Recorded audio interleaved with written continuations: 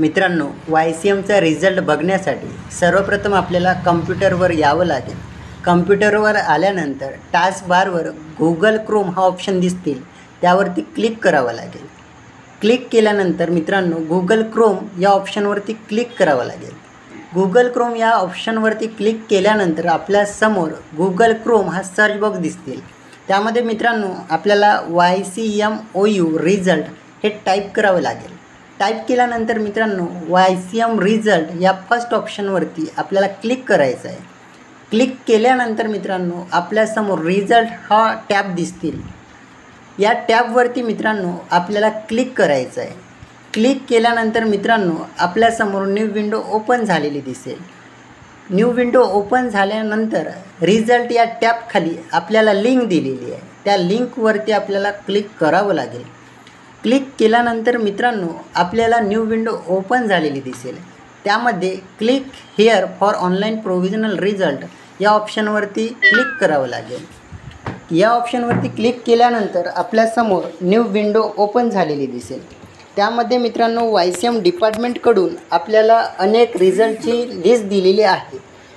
त्यामध्ये मित्रांनो आपल्याला जो रिझल्ट बघायचा आहे त्या रिझल्टवर क्लिक करावं लागेल। त्यासाठी मित्रांनो क्लिक हिअर या ऑप्शनवरती क्लिक करावं लागेल।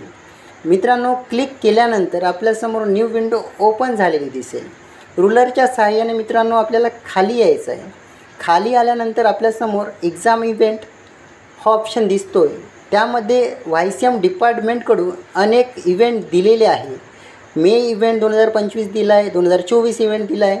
तुमचा इव्हेंट जो काही असेल तो इथून सिलेक्ट करून घ्यायचा आहे। माझा इव्हेंट जून 2025 असल्यामुळे मी त्या इव्हेंटवर क्लिक करत आहे। क्लिक केल्यानंतर मित्रांनो आपल्यासमोर PRN नंबरचा डायलॉग बॉक्स दिसतील। त्यामध्ये तुमचा जो काही PRN नंबर असेल तो इथे टाकून घ्यायचा आहे। माझा PRN नंबर ऑलरेडी सेव्ह असल्यामुळे मी फर्स्ट ऑप्शनवरती क्लिक करत आहे। क्लिक केल्यानंतर मित्रांनो आपल्यासमोर कॅप्चाचं ऑप्शन दिसतील। त्या कॅप्चाच्या बॉक्समध्ये तुम्हाला तुमचा कॅप्चा टाकून घ्यायचा आहे। मित्रांनो माझा captcha V small L capital S capital A capital असा आहे, त्यामुळे मी तो व्यवस्थित टाकून घेत आहे। मित्रांनो कॅप्चा टाकून घेतल्यानंतर आपल्यासमोर सर्च हा ऑप्शन दिसतोय, त्यावरती आपल्याला क्लिक करायचं आहे। क्लिक केल्यानंतर मित्रांनो रुलरच्या सहाय्याने खाली यायचं आहे। खाली आल्यानंतर आपल्यासमोर रिझल्टचे ऑप्शन दिसतील। तुम्हाला जो रिझल्ट बघायचा आहे तो व्ह्यू करावा लागेल।